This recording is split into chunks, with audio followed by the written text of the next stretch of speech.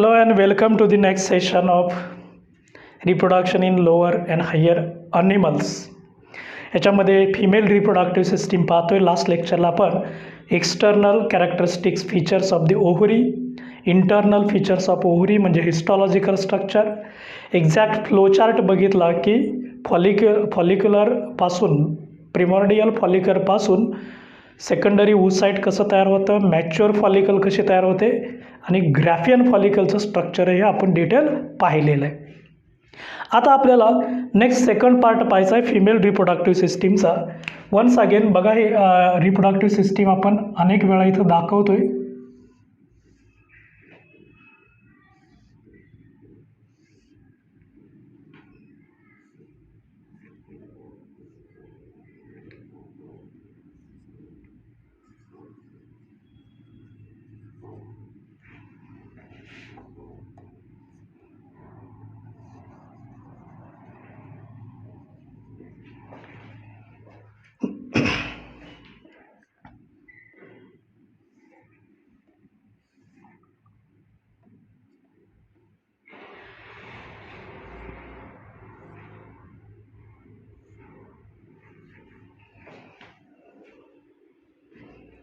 Okay, याचा inner part आपण दाखवूया.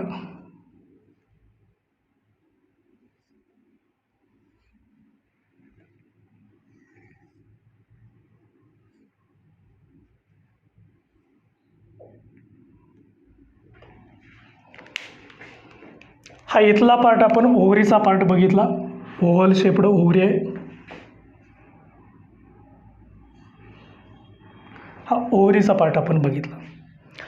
आता या ओव्हरीतून एग रिलीज झाल्यानंतर ह्या एग्सला कॅप्चर करणारा हा जो पुढचा पार्ट आहे तो आपल्याला पाहायचा आहे. हे जे फिंगर लाईक स्ट्रक्चर्स आहेत याला म्हणायचं फिमरे. काय म्हणायचं? फिमरे. त्याच्यानंतर याच्या सेंटरला एक ओपनिंग असतं आतील साईडला की ज्याच्यातून एक आत घेतलं जातं, सिंगल ओपनिंग आहे. याला म्हणायचं ostium. Ostium called as ostium. Single opening असतं ज्याच्यातून हे जे ऊसाइट असतं, सेकंडरी ऊसाइट असतं, ते इथून आत रिसीव्ह केला जातं. फिमरे त्याला कॅप्चर करण्याचं काम करतं. हा जो सुरुवातीचा पार्ट आहे याला म्हटलं जातं इनफंडिब्युलम. काय म्हणायचं? इनफंडिब्युलम.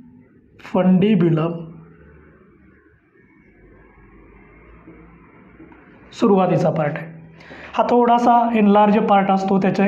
ह्या इनफंडिब्युलमचाच ओस्टियम पार्ट आहे, त्याचेच फिमरे पार्ट असतात. ही जी स्ट्रेट ट्यूब असते याला म्हणायचं ॲम्प्युला. काय म्हणायचं? ॲम्प्युला. आणि ही युटेरसमध्ये ज्या ठिकाणी ओपन होते याला म्हणायचं इस्तमस. इस्तमस. ओके. आणि हे जे टोटल ट्यूब आहे ह्या एकूण ट्यूबला म्हणायचं, इथून इथंपर्यंतची जी ट्यूब आहे याला म्हणायचं फॅलोपियन ट्यूब किंवा ओव्हिडक्ट. ओव्हिडक्ट किंवा फॅलोपियन ट्यूब. आता मी राईट साईडचे एक फॅलोपियन ट्यूब दाखवलेले आहे तुम्हाला. म्हणजे इकडं पुन्हा एकदा लक्ष द्या. हे जे फिंगर लाईक स्ट्रक्चर आहेत याला म्हणायचं फिमरे. याच्या सेंटरला इथं होल असतो याला म्हणायचं ओस्टियम. हा जो कर्व पार्ट असतो याला इस्तमस म्हणायचं. इथून हा स्ट्रेट पार्ट असतो याला म्हणायचं ॲम्प्युला. आणि नंतर हा युटेरसमध्ये ओपन होतो इस्तमस, थ्रू इस्तमस. म्हणजे याचे तीन महत्त्वाचे पार्ट आहेत, एक इनफंडिब्युलम, एक ॲम्प्युला आणि दुसरं इस्तमस. ही जी एकूण ट्यूब तयार होते राईट साईडची ट्यूब असेल, अशीच लेफ्ट साईडची ट्यूब असते यालाही म्हणायचं ओव्हिडक्ट किंवा फॅलोपियन ट्यूब. याची नावं सांगा बघूया काय काय येतात तुम्हाला. हे फिंगर लाईक प्रोजेक्शनला काय म्हणायचं? फिमरे. Okay, right. याला काय म्हणायचं? ओस्टियम. करेक्ट. याला म्हणायचं इनफंडिब्युलम, याला म्हणायचं ॲम्प्युला आणि याला म्हणायचं isthmus. Whole tube is called as oviduct किंवा फॅलोपियन ट्यूब. आता हे ओव्हिडक्ट असतात, हे ओव्हिडक्ट्स म्हणून आपण याची माहिती आपण लिहिणार आहे. ओव्हिडक्ट डक्ट्स. आता जे पार्ट्स आपण बघतोय त्याला आपण असं म्हणत असतो secondary sex organs. Secondary sex organ, कारण प्रायमरी सेक्स ऑर्गन आपण बघितलं होतं. त्या प्रायमरी सेक्स ऑर्गनमध्ये ओव्हरी हा पार्ट होता. ओव्हरीला आपण म्हणत होतो प्रायमरी ते एक्सटर्नल आणि इंटरनल बघितलं. आता आपण काय पाहतोय, सेकंडरी सेक्स ऑर्गन पाहतोय. मग याच्यामध्ये जो पहिला पार्ट आहे तो म्हणजे ओव्हिडक्ट्स. ही एक ट्यूब आहे, ही एक ट्यूब आहे. या ट्यूबला काय म्हणायचं, oviducts. So they are paired. Paired आहेत म्हणजेच लेफ्ट अँड राईट आहेत. सो लॉंग अँड ट्युब्युलर आहेत. लांब आहेत शिवाय ट्यूबसारखं स्ट्रक्चर आहे म्हणून काय म्हणायचं, ट्युब्युलर. आता याची जर लेंथ आपण बघितली तर सरासरी त्याची जी लांबी असते या ट्यूबची, इथून इथंपर्यंतची लांबी जर बघितली तर 10 to 12 centimetre. So length is about 10 to 12 centimetre. Okay. ही जी ट्यूब असते ह्या ट्यूबच्या इनसाईडला म्हणजे आतील साईडला सिलिएटेड इपिथेलियम असतो. याच्या इनर साईडला असा सिलिएटेड इपिथेलियम असतो. ग्लँड्युलर पण असतो, सिलिएटेड पण असतो. दोन्ही साईडला हा सिलिएटेड एपिथेलियम असतो. सिलियरी मुवमेंट होते कारण सेकंडरी ओसाइट असतं ते स्वतः हालचाल करत नाही, त्याला पुढं ढकलण्याचं काम असतं ते सिलियाचं. So internally lined bye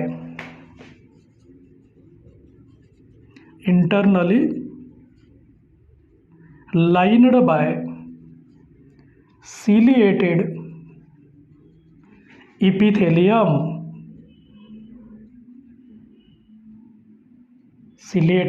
epithelium. आता हे जर आपण बघितलं की याच्यात 3 महत्त्वाचे पार्ट आहेत. ह्या ओव्हिडक्टमध्ये 3 महत्त्वाचे पार्ट्स आहेत. एक फर्स्ट आहे तो इन्फंडिब्युलम,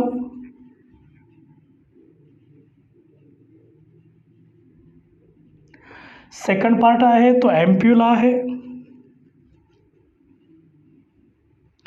थर्ड पार्ट आहे तो इस्थमस आहे. Isthmus called as isthmus. Okay. अगदी सुरुवातीचा हा प्रॉक्झिमल पार्ट म्हणून आपण याला. Proximal shows fimbriae and ostium. Finger like स्ट्रक्चरला म्हणायचं फिमरे. अँड ओस्टियम होल असतो, सिंगल ओपनिंग असतं, याला ओस्टियम म्हणायचं. की हे फिमरेची मुवमेंट होते, एगला कॅप्चर करतात, ते एग ओस्टियमकडे पाठवतात आणि ओस्टियमकडून आत घेतलं जातं इन्फंडिब्युलमकडं. त्याच्यानंतर एम्प्युला हा मिडल पार्ट आहे, स्ट्रेट पार्ट असतो. आणि ह्या एम्प्युलामध्ये मेजर साईट ऑफ फर्टिलायझेशन असते. इन्फंडिब्युलम आणि एम्प्युला ज्या ठिकाणी जंक्शन होतं त्या ठिकाणी फर्टिलायझेशनची प्लेस असते. सो मिडल स्ट्रेट पार्ट असतो. So site of fertilization. महत्त्वाचं आहे, नीटसाठी विचारलं जातं, CETसाठी पण विचारलं जातं, NEET and CET. Okay. So site of fertilization is nothing but ampulla. Actually infundibulum आणि एम्प्युला इथं जे जंक्शन असतं ह्या जंक्शनला फर्टिलायझेशन होत असतं. सो जॉईंट बिटवीन एम्प्युला अँड इन्फंडिब्युलम या ठिकाणी. आणि इस्थमस असतं हा पोस्टेरियर पार्ट असतो, डिस्टल पार्ट आहे. डिस्टल म्हणजे पाठीमागचा, हा इथला पार्ट आहे. इस्थमस इथला पार्ट आहे की जो युटेरसमध्ये पुढं ओपन होत असतो. सो डिस्टल पार्ट आहे, open into uterus. Open into uterus. So this is about second part आहे ओव्हिडक्ट्स. 2 आहेत, यालाच फॅलोपियन ट्यूब म्हणायचं. लॉंग अँड ट्युब्युलर आहेत. Length is about 10 to 12 centimetre आहे. Internally lined by ciliated epithelium. Also ask for MCQ. इनफंडिब्युलममध्ये सुरुवातीचा part आहे fimbriae आणि ओस्टियम असतं. Entry of ovum secondary oocyte. आणि इस्थमस पार्ट आहे हा डिस्टल पार्ट आहे open into uterus. So this फिमरेपासून इस्थमसपर्यंतची जी ट्यूब आहे या ट्यूबला म्हणायचं ओव्हिडक्ट्स किंवा याला म्हणायचं फॅलोपियन ट्यूब. ओके, माहिती लिहिलेली आहे. ओव्हिडक्टची माहिती लिहून घ्या व्यवस्थित. ओके, चला सेकंडरी सेक्स ऑर्गनमध्ये आपण पहिला पार्ट बघितला. काय बघितला? ओव्हिडक्ट किंवा काय म्हणायचं फॅलोपियन ट्यूब. आता आपल्याला ह्या फिमेल रिप्रोडक्टिव्ह सिस्टीममध्ये जे अजून काही पार्ट्स आहेत, मेन पार्ट्स आहेत, हा मिडल पार्ट आहे, पोस्टेरियर पार्ट आहे, हेही पार्ट आपल्याला पाहिजे. नेक्स्ट पार्ट आपल्याला जो पाहायचा आहे तो म्हणजे नंबर 2 युटेरस. हा जो पार्ट आहे सेंट्रल पार्ट असतो तो पार्ट आपल्याला बघायचा आहे. Number 2 uterus.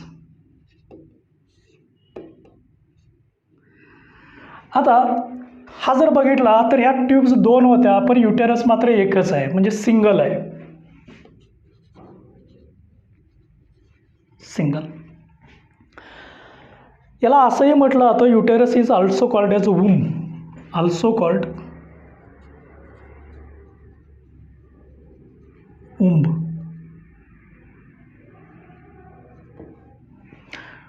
WOMB. Also called as womb. महत्त्वाचा पार्ट आहे CETसाठी, नीटसाठी. ह्याच्यानंतरचा शेप बघितला तर पियर शेप्ड असतो. So it is pear shaped. Pear आकार असतो, पियर शेप्ड असतो. हॉलो आहे, मस्क्युलर आहे. हॉलो,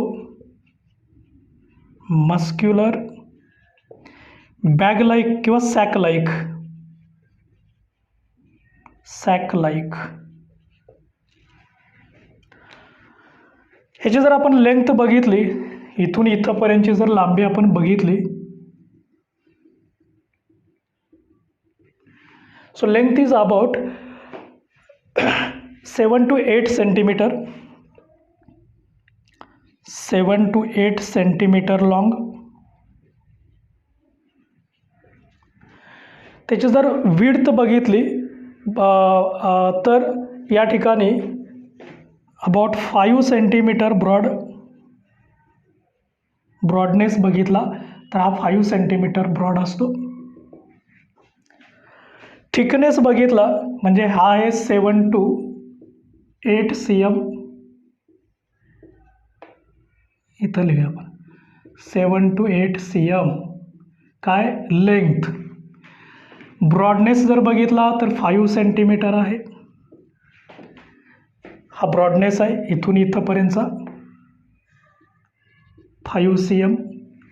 आणि थिकनेस बघितला, थिक पार्ट बघितला तर 2.5 सेंटीमीटर थिक. म्हणजे हा एवढाच थिकनेस बघितला तर हा आहे 2.5 सेंटीमीटर. हा ब्रॉडनेस बघितला तर 5 सेंटीमीटर आहे आणि लेंथ बघितली तर ती 7 to 8 सेंटीमीटर असे बॅग लाईक स्ट्रक्चर आहे, मस्क्युलर आहे, हॉलो आहे, पियर शेप्ड आहे. Also called as womb. Single structure आहे, called as uterus. Called as uterus. Okay. आता या युटेरसचे 3 महत्त्वाचे पार्ट आहेत. So uterus is divided into 3 major parts. कोणकोणते 3 पार्ट्स आहेत तर हा जो सुरुवातीचा डोम शेप्ड पार्ट दिसतो याला म्हणायचं fundus. Called as fundus. So dome shaped part is called as fundus. First part of the uterus upper part आहे, डॉर्सल साईडला असतो, ज्याला म्हणायचं फंडस असतं. आणि या ठिकाणी इम्प्लांटेशनचे चान्सेस जास्त असतात. म्हणजे इथं तयार झालेला झायगोट हळूहळू पुढे येतो आणि इथं येऊन चिकटला जातो. या ठिकाणी इम्प्लांटेशनचे चान्सेस जास्त असतात. So site for implantation is a site for implantation आलेला झायगोट असतो तो झायगोट अटॅच करण्यासाठी जागा दिली जाते. हा युटेरसचा पहिला पार्ट आहे, डोम शेप्ड पार्ट असतो, याला म्हणायचं फंडस. ओके. हा जो मिडल पार्ट असतो, ब्रॉड पार्ट असतो, याला म्हणायचं बॉडी. युटेरसची काय म्हटलं तर body. So middle part is called as body, called as body. Thick असते, ब्रॉड असते आणि हे पोस्टेरियर साईडला नॅरो होत जाते. So tapers towards posterior side. आणि हे जे बॉडीचा पार्ट असतो, ह्या बॉडीच्या पार्टमध्ये एम्ब्रियॉनिक डेव्हलपमेंट होते. So development of embryo takes place in the body of uterus. आणि हा जो शेवटचा पार्ट आहे या ठिकाणी, याला म्हणायचं सेर्विक्स. सेर्विकल कॅनाल म्हटलं जातं, सेर्विक्स म्हटलं जातं. नॅरो ट्यूब असते, कॉल्ड ॲज सेर्विक्स.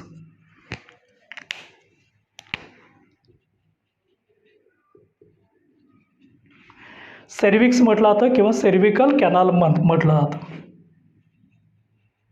सेर्विकल कॅनाल. आता हा जो कॅनाल आहे तो इथून स्टार्ट होतो. हे इनर ओपनिंग आहे, हे आउटर ओपनिंग आहे. हा जो बाहेरचा पार्ट आहे, इथून बाहेरचा पार्ट आहे, हा वजायनाचा पार्ट आहे बाहेरचा.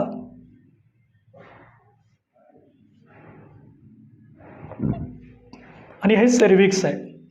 आता हे जर सेर्विक्स बघितलं तर हा शॉर्ट ट्युब्युलर पार्ट असतो, 2.5 सेंटीमीटर लॉंग असतो, 2.5 सेंटीमीटर लॉंग.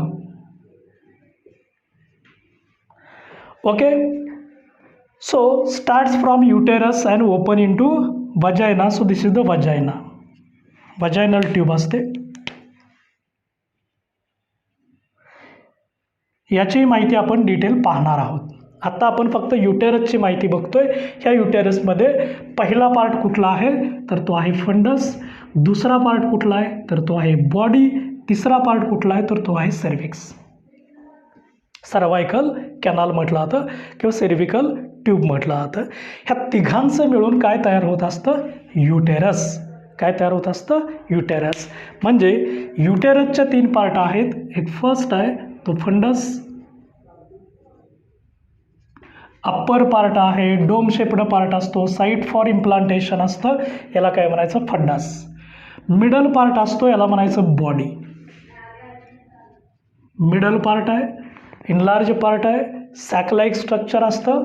डेव्हलपमेंट ऑफ एम्ब्रिओसाठी किंवा मेन्स्ट्रुअल सायकल मेंटेन करण्यासाठी हा बॉडी पार्ट काम करत असतो. आणि सगळ्यात शेवटचा पार्ट असतो, पोस्टेरियर ओपनिंग असतं, याला म्हणायचं सेर्विक्स. काय म्हणायचं सेर्विक्स. आता हे जे सेर्विक्स आहेत याला 2 ओपनिंग आहेत. एक ओपनिंग असं आहे की जे युटेरसच्या साईडचं असतं आणि दुसरं ओपनिंग आहे ते वजायनल साईडचं असतं. तर हे जे युटेरसच्या साईडचं ओपनिंग आहे याला हा नावं आहेत. याला आतील साईडचं ओपनिंग आहे, याला म्हणायचं इंटरनल ओएस.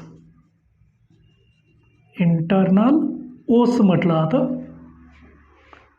ओएस किंवा ओस. आणि याला म्हटलं जातं एक्सटर्नल ओस.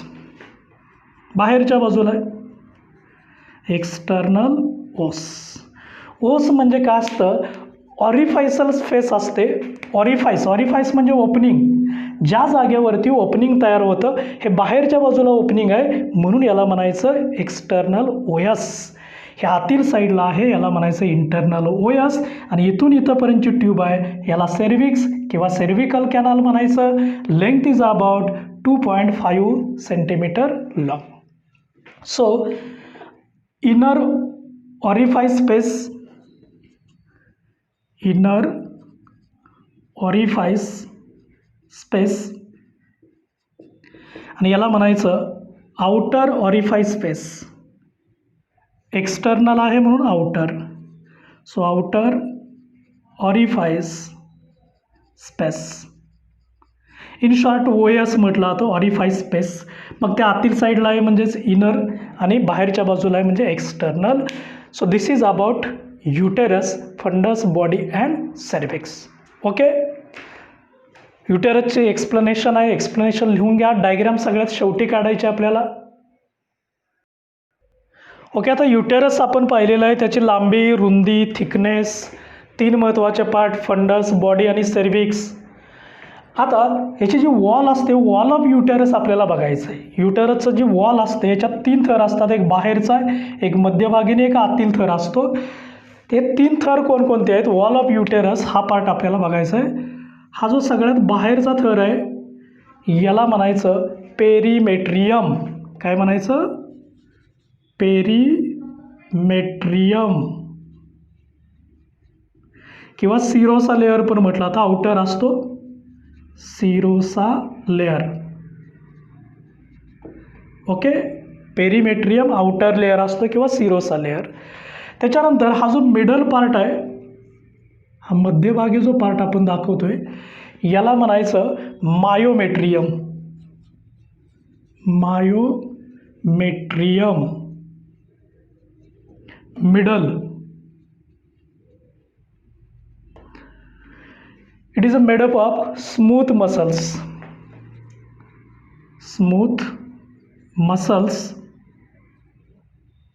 and causes the contractive force, help in contraction during the parturition.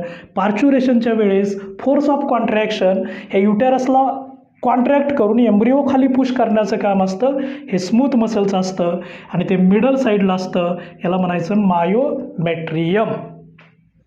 आणि सगळ्यात आतील लेअर असतो हा इनर मोस्ट लेअर आहे, सगळ्यात आतील साईडचा, याला म्हणायचं एंडोमेट्रियम. काय म्हणायचं? एंडोमेट्रियम. हा इनर मोस्ट असतो, इनर लेअर असतो. It maintain the menstrual cycle. या ठिकाणी म्युकोजल मेम्ब्रेन असतं. म्युकोजल मेम्ब्रेन. आणि या मेम्ब्रेनचा थिकनेस वाढतो कमी होतो. हा मेम्ब्रेनचा थिकनेस आहे, हा इन्क्रीज होतो डिक्रीज होतो मेन्स्ट्रुअल सायकलच्या डेनुसार. इथं हा थिकनेस असतो मेम्ब्रेनचा.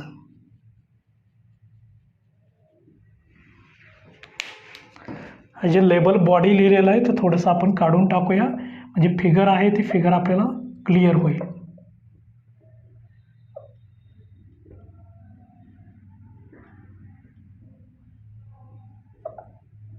ओके, तुम्हाला फिगरमध्ये कुठल्याही डायमेन्शन्स दाखवायचे नाहीत. फिगरमध्ये फक्त पार्ट्सची नावं लिहायचे आहेत. हा जो दाखवलेला आहे हा एंडोमेट्रियमचा पार्ट आहे आणि याच्यावरती मेन्स्ट्रुअल सायकल ही डिपेंड असते. थिकनेस कशा पद्धतीनं मेन्स्ट्रुअल सायकल होते हा पार्टसुद्धा आपण खूप डिटेल पाहणार आहोत. So first layer is of perimetrium, second myometrium, middle आणि इनर मोस्ट असतो तो endometrium. Collectively called as wall of uterus. Wall of uterus.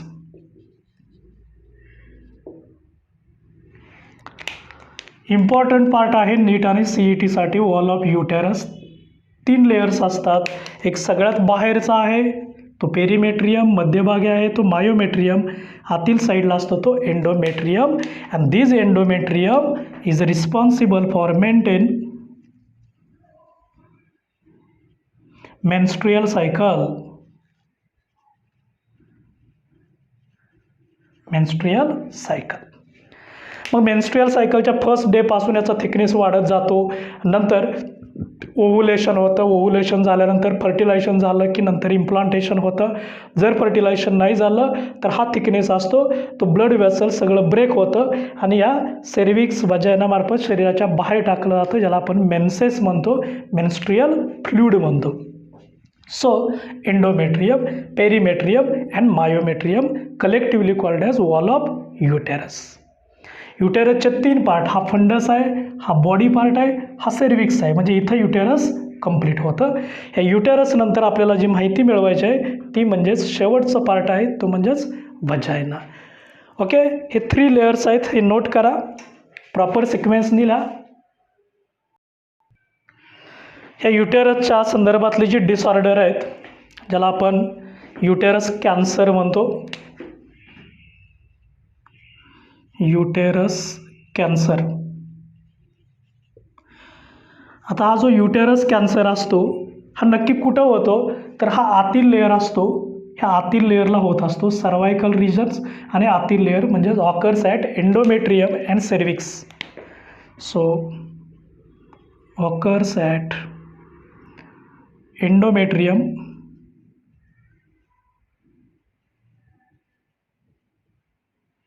And cervix. आता याचे सिम्पटम्स काय काय आहेत?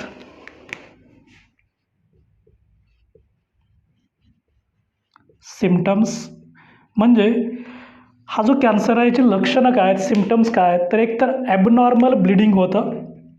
So abnormal bleeding between menstrual cycle, 2 menstrual सायकलमध्ये abnormal bleeding होतं. किंवा याच्यामध्ये vaginal bleeding after menstrual excess bleeding होतं. Excess bleeding during menstrual cycle. त्याचबरोबर पेल्विक पेन्स पण आहेत. Pelvic pens.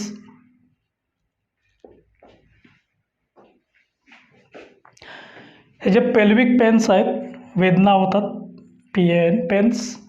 कमरेचा पार्ट असतो, पेल्विक पार्ट असतो, तिथं दुखलं जातं किंवा मेन्स्ट्रियल सायकलला एक्सेस ब्लिडिंग होतं किंवा abnormal bleeding between the 2 menstrual cycles.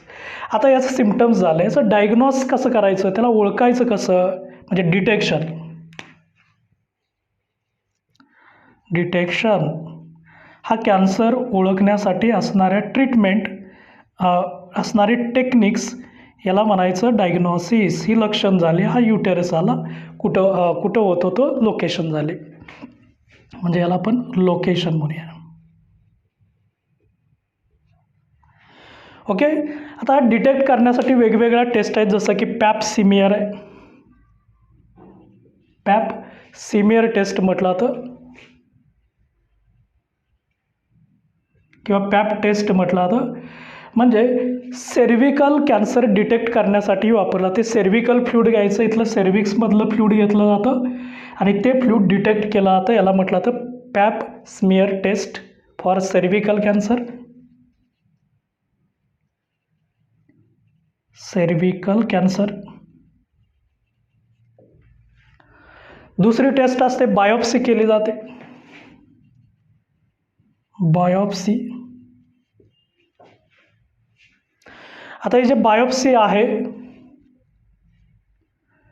Cancer डिटेक्टल्या त्या पर्टिक्युलर पार्टमधल्या सेल्स घेतल्या जातात. त्या सेल्स मायक्रोस्कोप खाली बघितल्या जातात, त्यांच्यामध्ये ॲबनॉर्मॅलिटी आहे का, त्याचं ॲबनॉर्मल ग्रोथ होते का, सेल डिव्हिजनचं कंट्रोल नष्ट झालं आहे का, हे बघण्याची टेस्ट असते. मायक्रोस्कोप खाली तो स्पेसिफिक पार्ट सेल्स घेऊन त्याचा अभ्यास केला जातो, याला म्हटलं तर biopsy.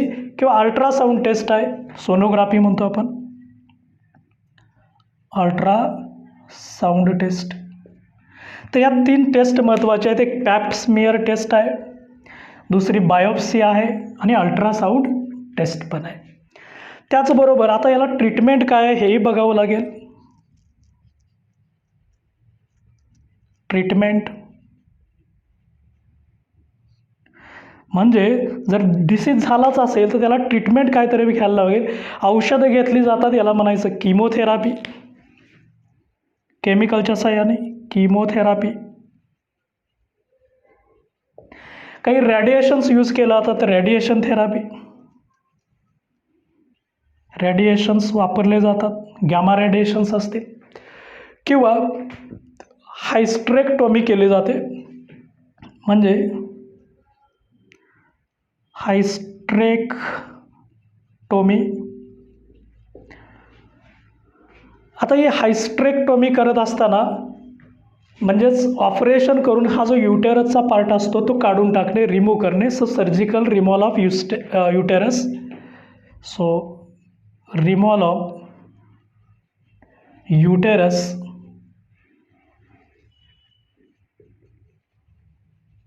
Is called as hysterectomy. MCQ आहे, लक्षात ठेवायचं. ऑपरेशनच्या साह्याने युटेरस रिमूव्ह करणे, ही जी बॅग असते ही बॅग काढून टाकणे, याला हायस्ट्रेक्टोमी म्हणायचं. काही रॅडिएशनच्या साह्याने, किरणांच्या साह्याने आणि काही किमोथेरपीच्या साह्याने आपण याला ट्रीट करू शकतो. So this is about uterus cancer. About uterus cancer. याच्यामध्ये तो लोकेशन बघितली, सिम्पटम बघितले, डायरेक्शन बघितली आणि सगळ्यात शेवटी त्याची ट्रीटमेंट हाही पार्ट आपण बघितलेला आहे. ट्रीटमेंट आहे किमोथेरापी, रेडिएशन थेरापी, हायस्ट्रेक्टॉमी म्हणजेच रिमूव्हल ऑफ युटेरस. ओके, काही शंका याच्यामध्ये? इथंपर्यंतचा जो पार्ट आपण बघितलेला आहे हा युटेरसशी रिलेटेड होता. आता आपल्याला वजायनाचा पार्ट बघायचा आहे. ओके, चला लास्ट पार्ट आपल्याला बघायचा आहे, तो म्हणजेच हा शेवटचा पार्ट असतो, याला म्हणायचं वजायना.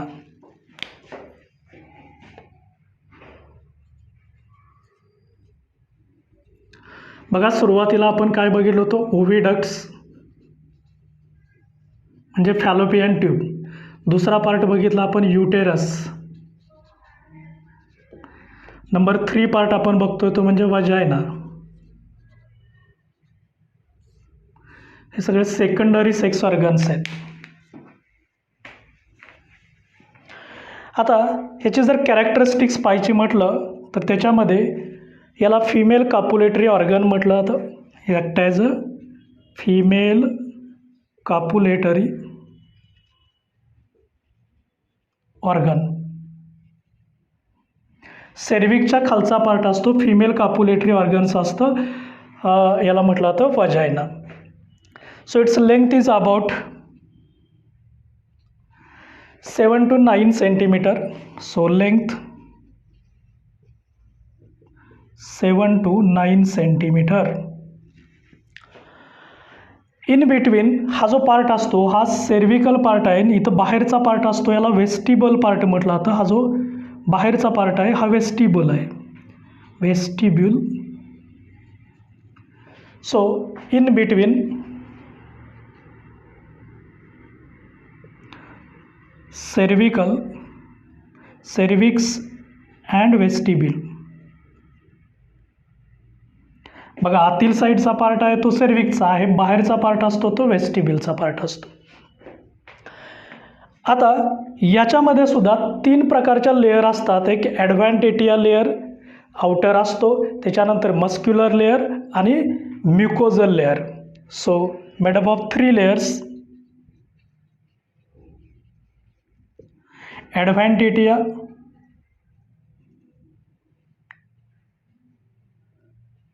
आउटर, त्याच्यानंतर सेकंड आहे तो मस्क्युलर लेअर, मिडल आणि सगळ्यात आतील साईडला असतो तो म्युकोजल लेअर. म्युकोजल लेअर हा इनर साईडला असतो. Okay, so female copulatory organ आहे, length is about 7 to 9 centimetre आहे. In between cervix and vestibule 3 लेयर्सनी तयार झालेला असतो. ॲडव्हान्टेटिया आउटर असतो, मस्क्युलर इनर असतो आणि म्युकोजल, मस्क्युलर मिडल आणि म्युकोजल असतो तो इनर असतो. अशा पद्धतीचे 3 लेयर्स असतात. हे 3 लेयर्सनी तो तयार झालेला असतो. आणि याच्यामध्ये सुद्धा म्युकोजल लेअर असतं. हे आउटसाईडला जे ओपन होतं हे आउटर ओपनिंग आहे. ह्या आउटर ओपनिंगला म्हटलं जातं vaginal orifice, called as vaginal orifice.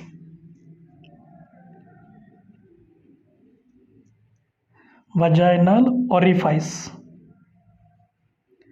हे कुठं ओपन होतं? वेस्टिब्यूलमध्ये ओपन होत असतं. वेस्टिब्यूल रिजनला वजायनल ऑरिफाइस हे ओपन होत असतं. आणि याला पार्शली कवर केलं जातं by mucus membrane called as hymen, called as हायमेन.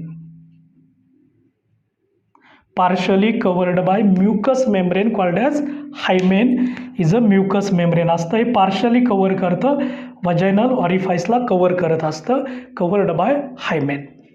So this vagina act as a menstrual canal, कारण इथं ब्लिडिंग मेन्स्ट्रुअल सायकल ज्यावेळेस रन होते ब्लिडिंग इथून बाहेर रिलीज केलं जातं. So act as a bleeding canal, पहिलं फंक्शन आहे ब्लिडिंग कॅनल. दुसरं बर्थ कॅनल, जर इथं एम्ब्रिओ असेल तर या एम्ब्रिओचा बर्थ इथून खाली होणार आहे म्हणजे बर्थ कॅनल होतो. आणि कापुलेशनमध्ये पेनिस रिसीव्ह केलं जातं म्हणजेच कापुलेटरी कॅनल अशीही त्याची नावं आहेत. So this vagina act as a bleeding canal, birth canal, copulatory canal असंही त्याला म्हटलं जातं. So also called as birth canal, help in parturition, bleeding canal, menstrual fluid pass होतं and also called as a copulatory canal. So it receive the penis during the copulation, so called as copulatory canal. ही तीनही canal नावं आहेत, ही कोणाला दिली जातात? व्हाजायनाला. So this is the innermost last part called as vagina. So oviduct, uterus and vagina. डायग्रॅमही side by side तयार झालेले, diagram काढून घ्या आणि ही लास्ट व्हाजायनाची माहिती ॲड करा त्याच्यामध्ये.